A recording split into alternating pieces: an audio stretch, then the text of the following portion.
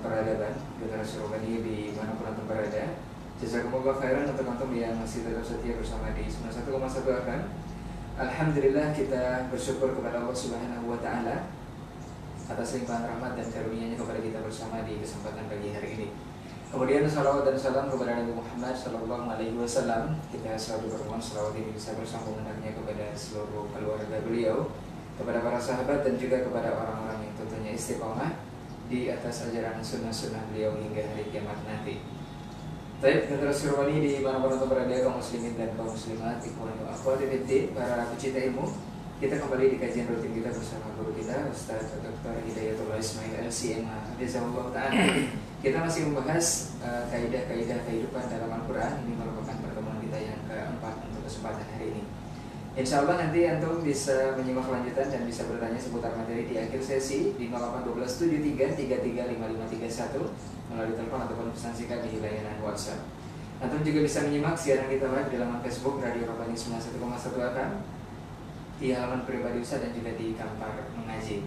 Baik, Generasi Robani, untuk tidak memperpanjang mukadimah, kita langsung saja kepada lanjutan pembahasan. Kepada Ustaz kita persilahkan, fal yatafadhal mashkura. Bismillahirrahmanirrahim. Assalamualaikum warahmatullahi wabarakatuh. Alhamdulillahirabbil alamin, wassalatu wassalamu ala asyrafil mursalin sayyidina wa maulana Muhammadin wa ala alihi wa ashabihi ajma'in.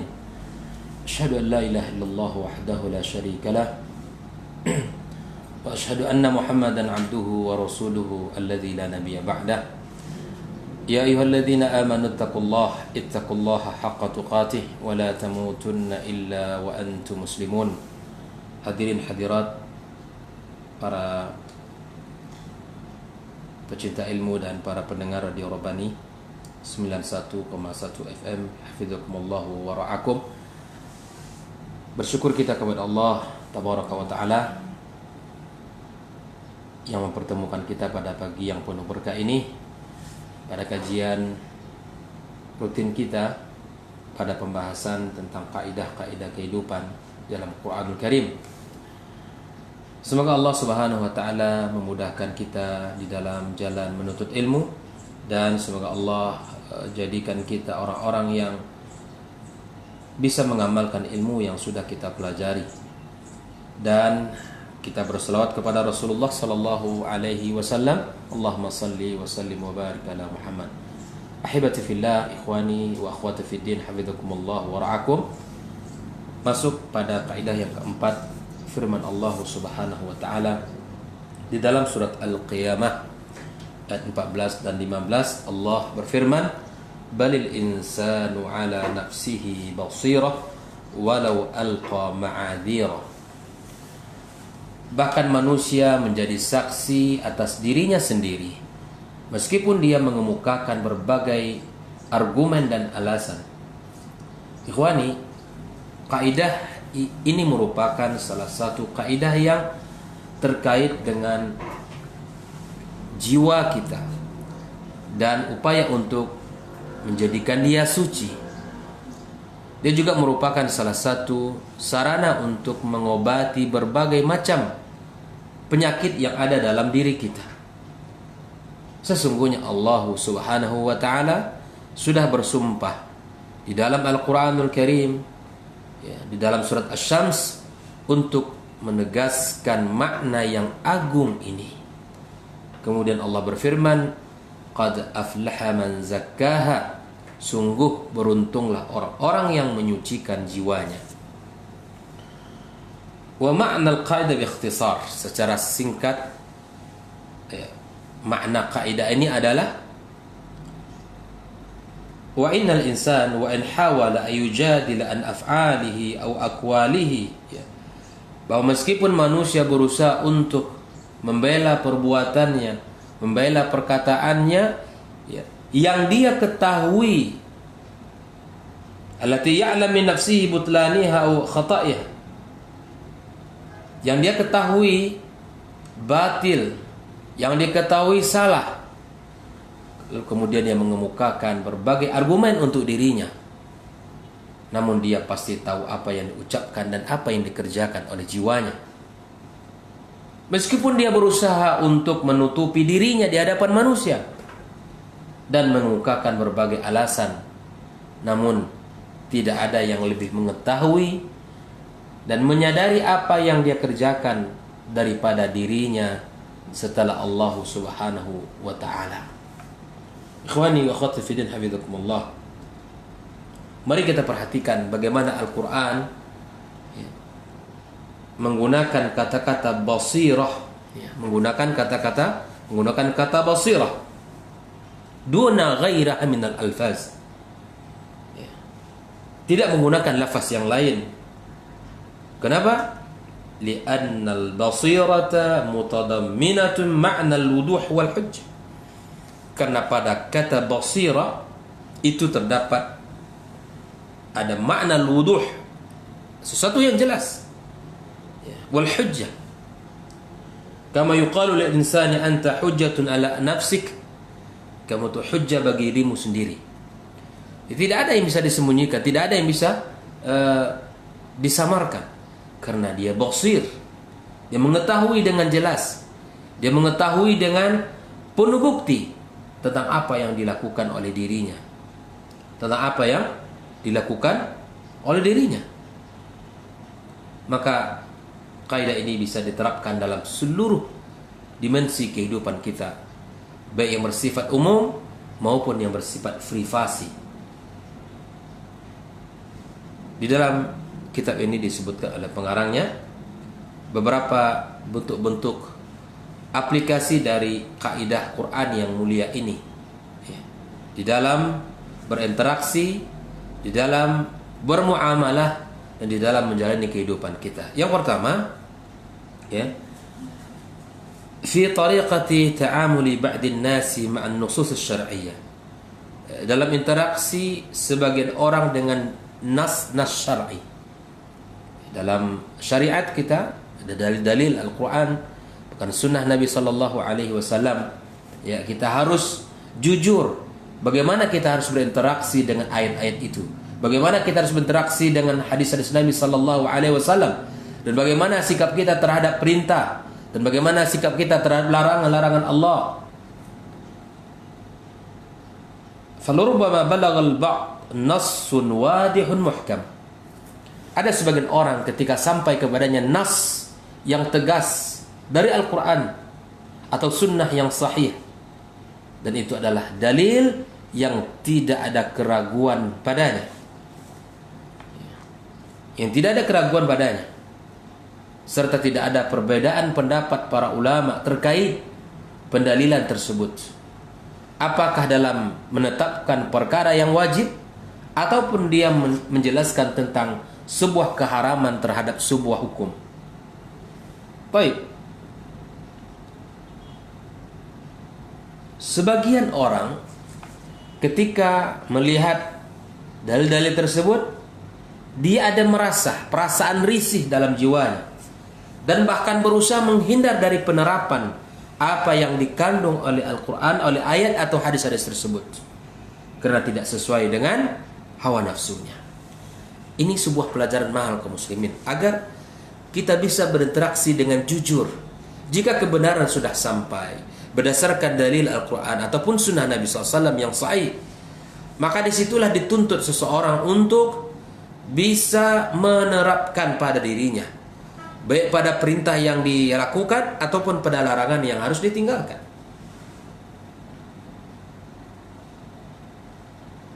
Dan tidak ada cara bagi kita untuk mengelak, untuk lari daripada hukum-hukum tersebut. Dan tidak ada cara kita untuk menyelamatkan diri kita di hadapan Allah Subhanahu wa ta'ala.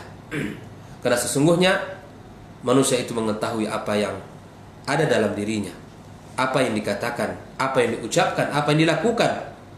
Adapun seorang mukmin, dia harus berperilaku sebagaimana disebutkan oleh Allah Subhanahu wa ta'ala, fala wa rabbika la yu'minuna hatta yuhakkimuka fima shajara bainahum thumma la yajidu fi anfusihim harajan mimma qadaita wa yusallimu taslima. Maka demi Allah, demi Tuhanmu, Mereka tidak beriman sebelum mereka menjadikan engkau Muhammad sebagai hakim dalam perkara yang mereka perselisihkan. Sehingga kemudian tidak ada rasa keberatan dalam hati mereka tersebut terhadap putusan yang engkau berikan. Ketika Rasulullah sallallahu alaihi wasallam memutuskan sebuah perkara, maka itulah merupakan keputusan syariat dan tidak ada yang di dalamnya menyimpan perkara-perkara yang dia tidak sukai, dan mereka menerima dengan sepenuh hati. Menerima dengan sepenuh hati. Inilah sikap seorang mukmin apabila berhadapan dengan pilihan Allah, apabila berhadapan dengan pilihan Rasulullah sallallahu alaihi wasallam, harus jujur. Ketika disampaikan tentang dalil-dalil yang terkait dengan hukum riba, pengharaman riba misalnya, maka ketika nas-nas tersebut sampai dan tiba pada kita, maka di saat itulah kita diminta untuk basira, untuk betul-betul jujur, untuk betul-betul melihat dengan kacamata iman, dengan kacamata penyerahan diri kepada Allah, bahwa ini adalah hal yang haram, maka harus saya tinggalkan. Harus saya tinggalkan. Harus saya hentikan. Harus saya berhijrah. Di saat itulah akan diminta kejujuran diri untuk berinteraksi dengan nas-nas Al-Quranul Karim. Ketika salat merupakan perintah Allah dan Rasulullah sallallahu alaihi wasallam, maka tak seorang pun orang yang beriman yang ingkar dengan kewajiban salat, yang tidak mau melaksanakan salat, yang tidak mau untuk menundukkan dirinya di hadapan Allah. Maka orang beriman, dia tunduk dan patuh serta menerima dengan sepenuh hati apa yang telah Allah tetapkan bagi dirinya dan bagi kemaslahatan agamanya. Ikhwani wa akhwati fiddin hafizakumullah. Inilah sebuah keniscayaan bagi kita bersama untuk mengamalkan apa yang telah disampaikan Allah Subhanahu wa taala. Kemudian di antara bentuk majalat, ya, dimensi-dimensi yang bisa kita aplikasikan kaidah kita adalah pada majalit ta'amul ma'an nafsi. Ketika dia berinteraksi dengan dirinya sendiri. Sebagian orang memiliki kegemaran, kesukaan untuk mencari-cari kesalahan dan aib orang lain.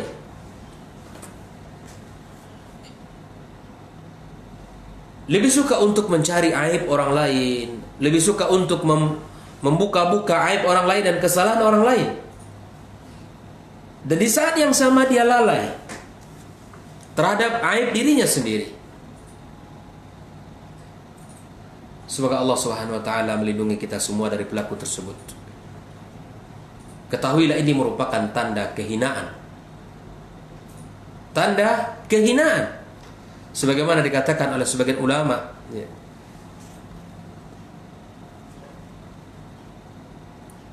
Jika kamu melihat seorang yang gemar mencari aib orang lain namun lupa dengan aib dirinya sendiri, maka ketahuilah bahwa dia sedang terjebak dalam makar Allah Subhanahu wa taala.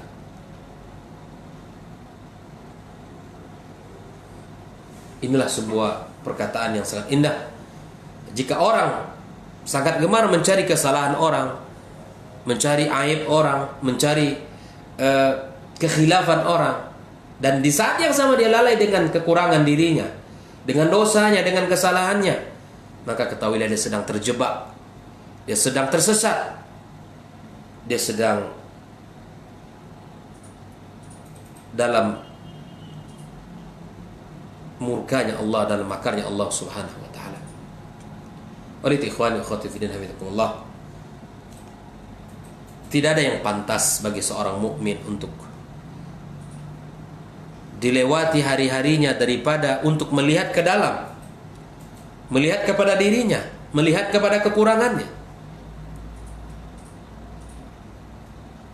Karena sesungguhnya kita ini adalah manusia yang tidak ada yang pernah sempurna, manusia yang selalu berdosa, manusia yang selalu memiliki kekurangan.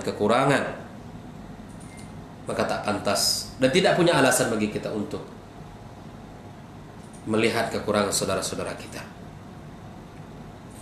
Ikhwani wa akhwati fi din hafizakumullah.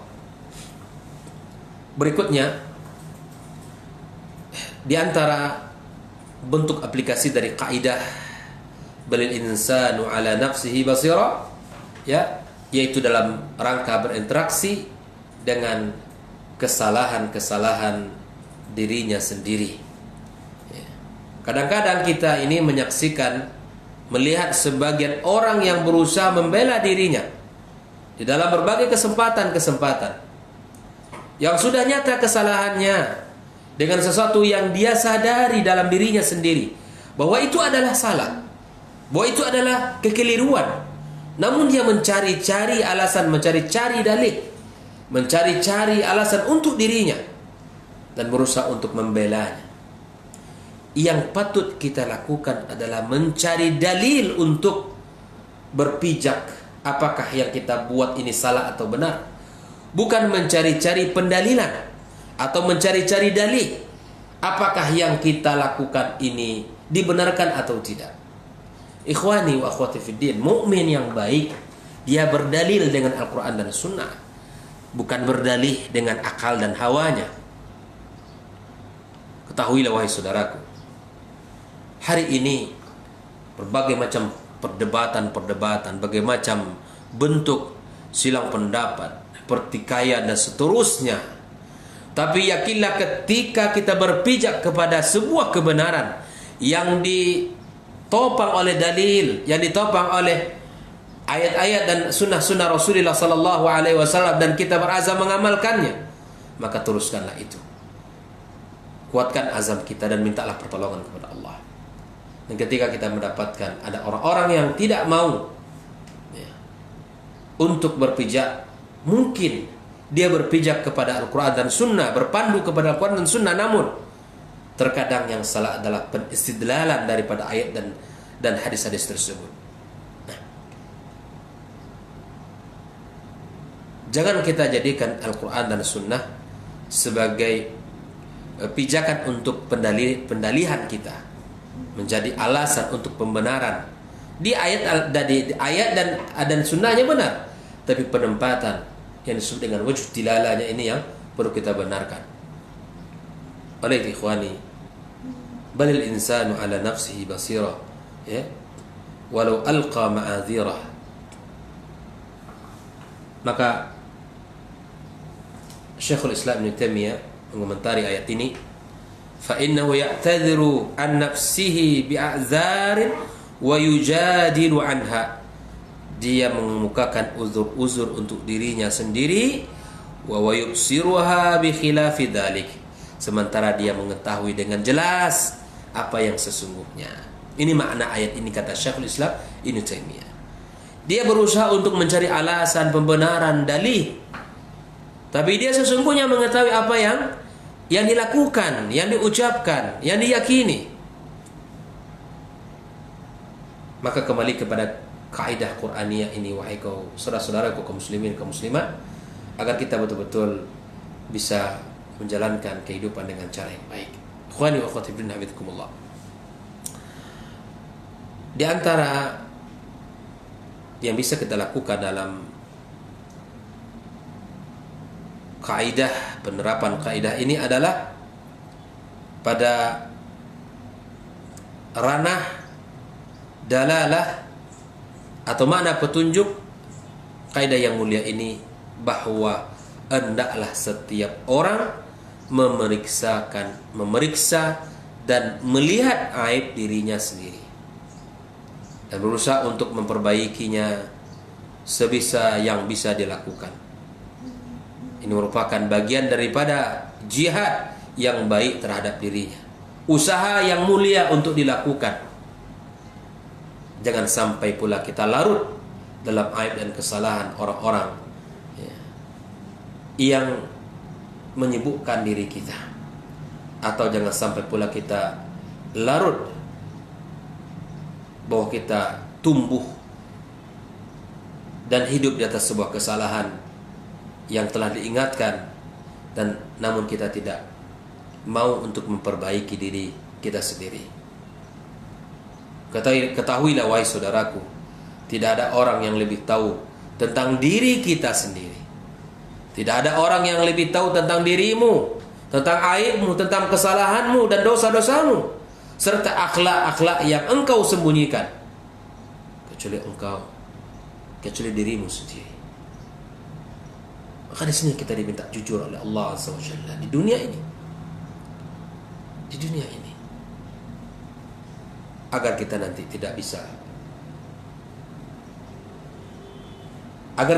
tidak banyak mengungkapkan alasan-alasan di hari kiamat kelak tentang diri kita. Oleh ikhwani, barang siapa yang memiliki taksir dalam perkara ini, maka hendaklah segera untuk memperbaiki dirinya. Baik, ikhwani, di antara perkara yang paling baik untuk kita aplikasikan kaidah ini adalah pada ranah ketika seseorang diberi taufik untuk mengakui dosa dan kesalahannya. Ini merupakan posisi para nabi, orang-orang yang jujur, orang-orang yang soleh.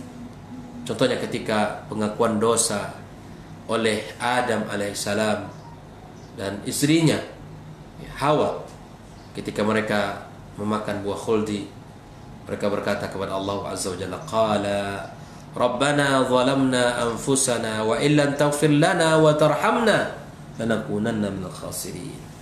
Ketika itu Adam dan Hawa mengakui kesalahan-kesalahannya dan menghadirkan penyesalan di hadapan Allah dengan mengucapkan qala Rabbana zalamna anfusana, ya Allah, ya Rabb kami telah menzalimi diri kami sendiri.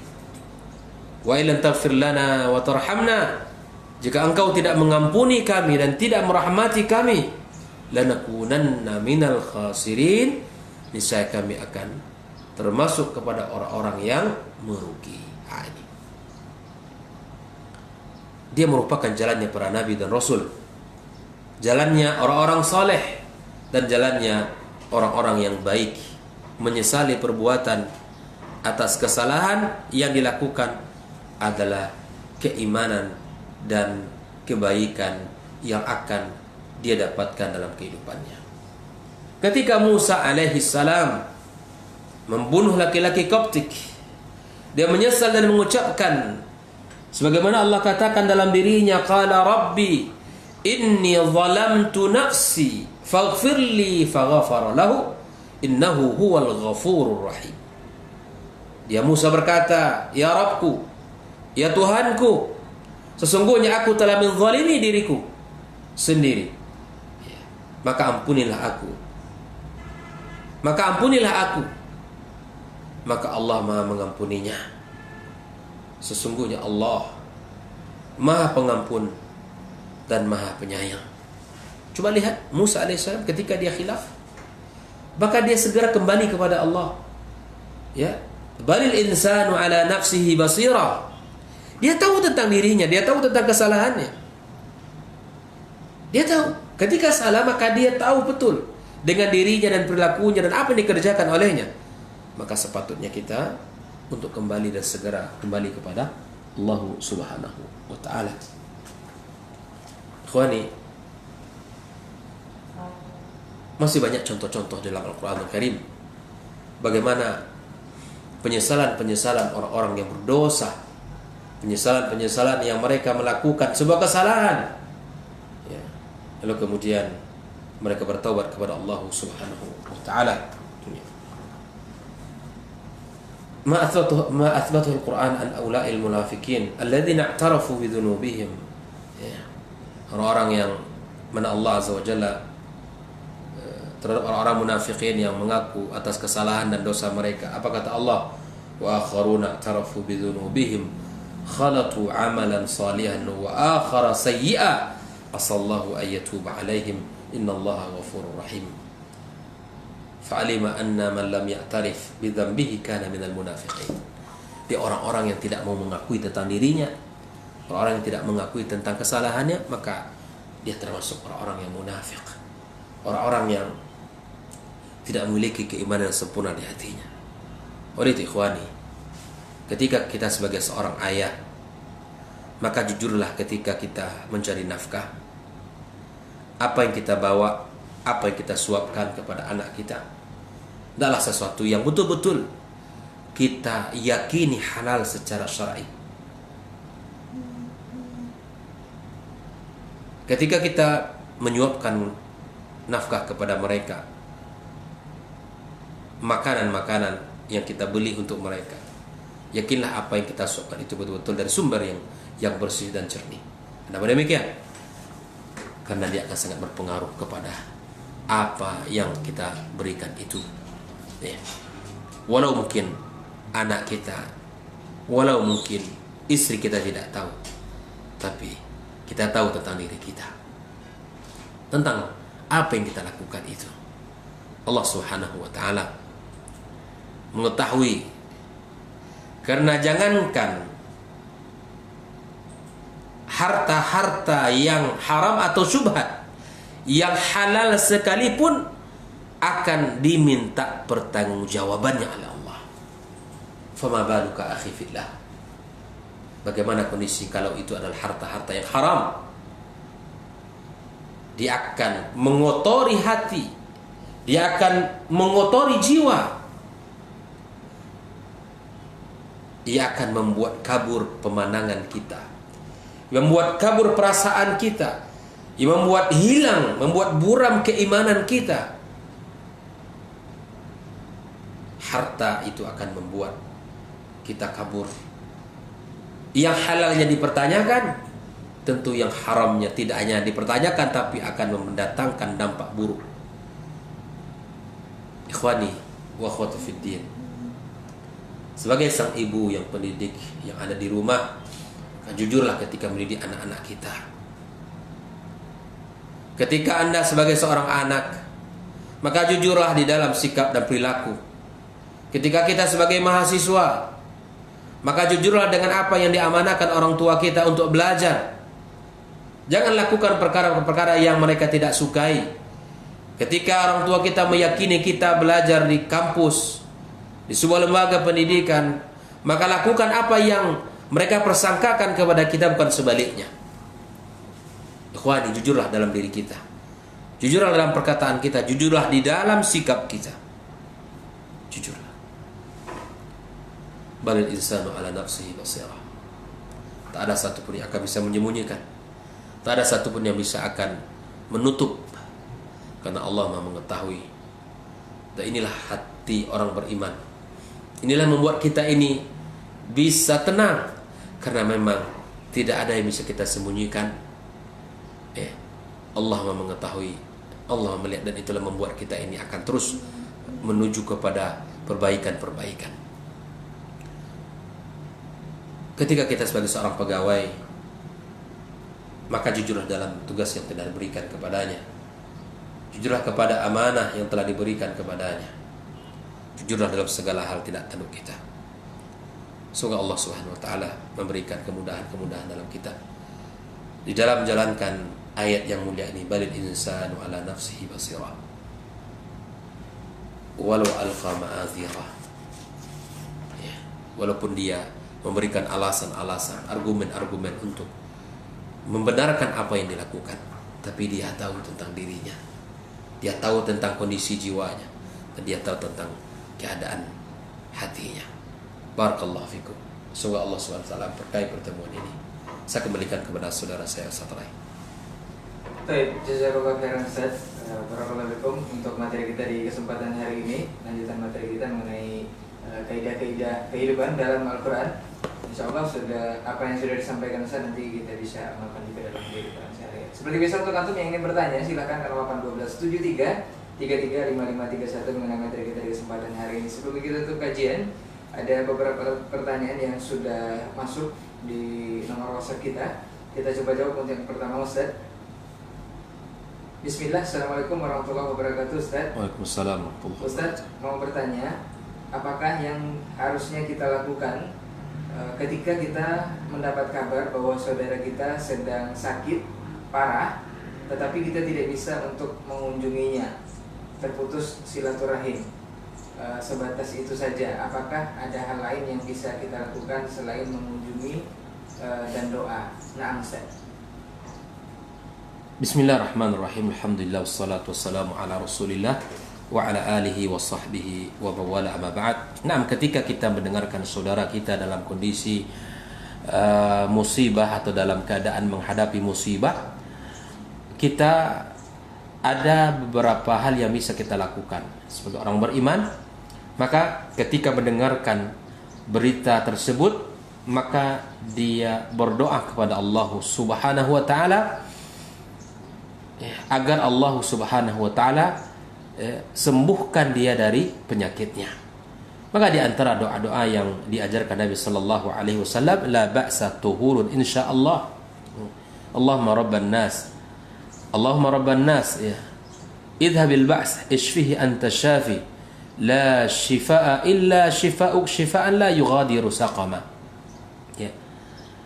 Inilah doa-doa yang diajarkan Nabi sallallahu alaihi wasallam. Mari kita ketika mendengarkan saudara kita dalam kondisi sakit, maka kita ucapkan doa tersebut. Itu yang pertama. Yang kedua, jika seandainya kita memiliki kelebihan harta dan kelapangan rezeki, maka bantulah saudara kita dengan cara meringankan beban biaya pengobatannya. Kita bisa langsung memberikan secara cash atau bisa melalui via transfer. Kita minta nomor, kita minta nomor rekening atau nomor siapa saja yang bisa kita hubungi untuk bisa kita berkomunikasi. Dengan cara meringankan beban-beban keluarganya, ya, ini merupakan salah satu bentuk usaha kita dalam menjaga silaturahim. Yang ketiga, kita berkomunikasi via telepon atau kita berkomunikasi dengan istrinya atau dengan suaminya atau dengan saudara-saudaranya atau dengan anak-anaknya. Ya, kita meminta kabar berita dan keadaan kondisi real saudara kita yang sedang terbaring tersebut. Tak putus-putus kita untuk mendoakannya agar Allah sembuhkan dia. Yang keempat, bisa kita lakukan dengan cara kita datang jika seandainya itu memungkinkan untuk bisa datang. Namun jika tidak bisa, lakukan hal-hal yang tadi dengan cara mendoakannya, dengan cara membantu meringankan beban biaya hidup, baik itu biaya pengobatannya ataupun biaya makanan keluarganya, yang mana dia menjadi tulang punggung dalam mencari nafkah. Maka kemudian di saat-saat bekerja, atau di saat-saat terbaring sakit, tentu tidak ada pemasukan, dan kita sebagai saudara ya kepada saudaranya, maka dia meringankan saudaranya tersebut. Rasulullah sallallahu alaihi wasallam mengatakan, "Allahu fi 'aunil 'abdi ma damal 'abdu fi 'auni akhi." Allah akan selalu dan senantiasa membantu hambanya ya selama hambanya itu senantiasa membantu dan meringankan beban saudaranya. Ya. Ikhwani wa akhwati fillah hafizakumullah. Itulah yang bisa kita lakukan. Ya. Jika seandainya yang sakit itu memiliki beban hutang, maka kita bisa ringankan dengan cara membayarnya. Jika saudara kita ini memiliki beban biaya anak untuk pendidikan, maka bisa kita ringankan dengan cara membantunya. Masih banyak yang bisa kita lakukan. Di antara bentuk ihsan yang bisa kita berikan kepada saudara-saudara kita yang sedang terbaring. Andai kita tidak bisa berkunjung secara langsung, secara fisik, ya, maka bisa kita lakukan dengan perkara-perkara yang tadi. Semoga Allah Subhanahu wa taala mudahkan kita untuk bisa meringankan beban-beban saudara kita dan bisa saling tolong menolong di dalam kebaikan dan ketakwaan kepadanya. Wallahu taala alam bissawab. Baik, jazakallahu khairan untuk jawabannya. Mudah-mudahan bisa dipahami oleh yang bertanya dan untuk saudara bisa segera diangkat penyakit insyaallah. Kita ke pertanyaan berikutnya, Ustaz. Bismillah, Ustaz. Assalamualaikum warahmatullahi wabarakatuh. Waalaikumsalam. Ustaz, terkadang kalau di depan umum kita bisa menjaga keistiqomahan dalam beragama ataupun beramal, tapi tatkala sendiri ini menjadi pudar bahkan cenderung tak terkendali. Apakah ada trik dan tipsnya, Ustaz, agar dalam sendiri kita juga tetap bisa bertakwa kepada Allah Subhanahu wa taala? Nah, Ustaz. Nah,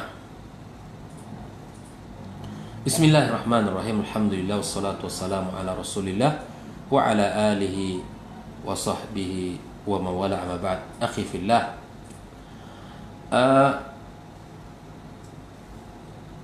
Di dalam kehidupan ya, apabila kita bersama orang-orang yang soleh, maka akan bisa membantu kita untuk istiqamah.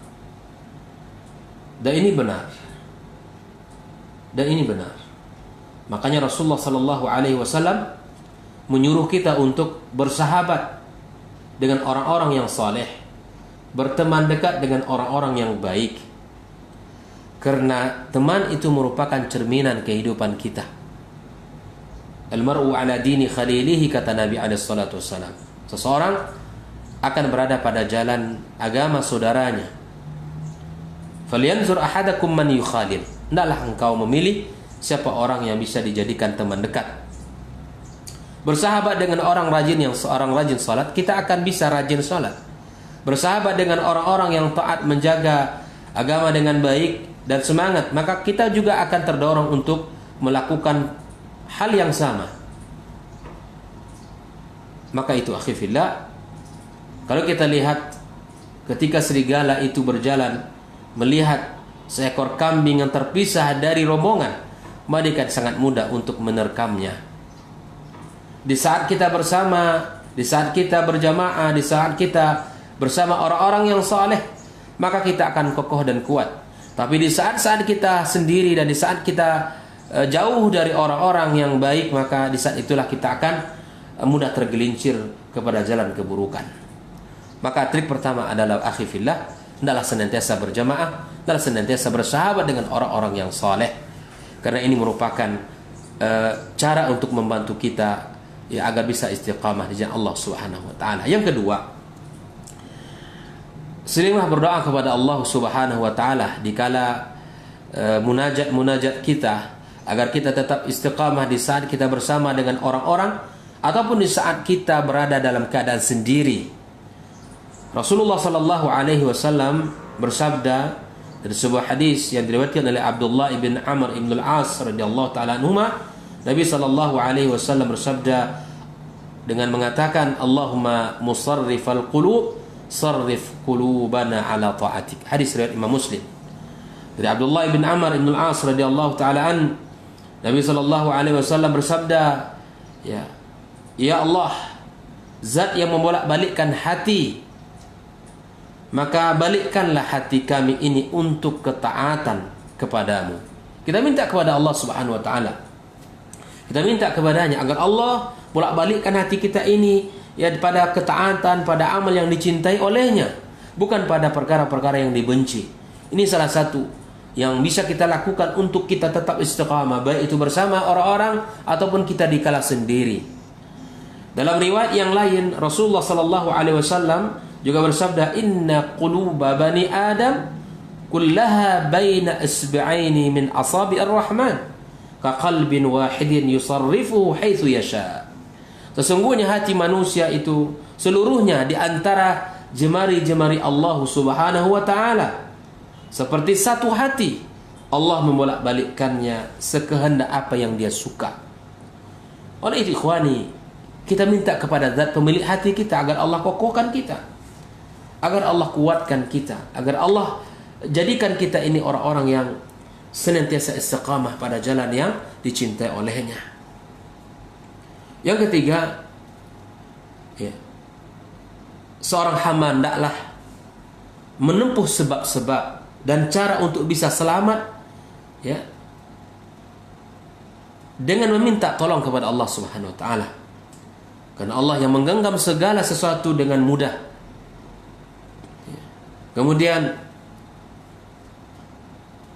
akhi fillah, jangan bergantung pada diri sendiri untuk urusan hidayah, untuk urusan agama, tapi selalulah bergantung kepada Allah Subhanahu wa taala. Karena dengan sekejap mata kita akan bisa berubah, kita akan bisa berpaling apabila kita tidak memiliki sandaran dan tiang yang kokoh untuk kita jadikan sebagai gantungan ataupun sandaran kita. Akhi fillah, Syekh Muhammad bin Shalih Al-Utsaimin mengajarkan faedah yang sangat bagus tentang doa ini, di mana kalimat ala ta'atik itu pada hadis ala ta'atik mempunyai makna sangat dalam. Artinya kita minta kepada Allah supaya hati ini, hati kita terus berada pada ketaatan dan tidak beralih kepada maksiat. Makna ala ta'atik, agar hati kita ini berada pada ketaatan dan tidak pada maksiat. Hati jika diminta supaya balik kepada ketaatan, berarti yang diminta adalah beralih dari satu ketaatan pada ketaatan yang lain. Dari satu salat beralih pada zikir, beralih pada sedekah, beralih pada puasa, beralih pada tilawatil Quran, beralih pada menuntut ilmu, dan pada ketaatan yang lainnya. Maka sudah sepantasnya lah doa ini untuk diamalkan dalam kehidupan kita. Allahumma ya musarrifal qulub, sarrif qulubana ala ta'atik. Kita minta kepada Allah Subhanahu wa taala, akhi fillah, agar hari-hari yang kita lewati selalu berpindah dari ketaatan yang satu kepada ketaatan yang lain, dari amal saleh ke amal saleh yang lainnya. Allah katakan, fa idza faraqta fansab. Apabila sudah selesai melakukan sebuah amal, maka kita hendaklah bersungguh-sungguh dan berpindah kepada amal lain yang dicintai Allah Subhanahu wa taala. Semoga Allah mudahkan langkah kita, dan semoga Allah kuatkan kaki kita di dalam menapaki perintah Allah Subhanahu wa taala dalam agama yang mulia ini. Wallahu taala alam bissawab. Baik, jazakallahu khairan untuk jawabannya. Mudah-mudahan bisa dipahami oleh yang bertanya. Dan untuk kesempatan hari ini seperti yang kita cukupkan untuk kajian bersama Ustaz, dan insyaallah esok kita akan melanjutkan kembali bersama Ustaz di kajian di jam dan frekuensi yang sama bersama Ustaz insyaallah. Untuk antum yang sudah bertanya, jazakumullah khairan untuk semua salah kata dan pilihan bicara. Mudah-mudahan apa yang sudah disampaikan bisa kita amalkan dalam kehidupan sehari-hari. Kita tutup kajian hari ini dengan doa kafaratul majelis. Subhanakallahumma wa bihamdika, asyhadu an la ilaha illa anta, astaghfiruka wa atubu ilaik. Assalamualaikum warahmatullahi wabarakatuh. Assalamualaikum.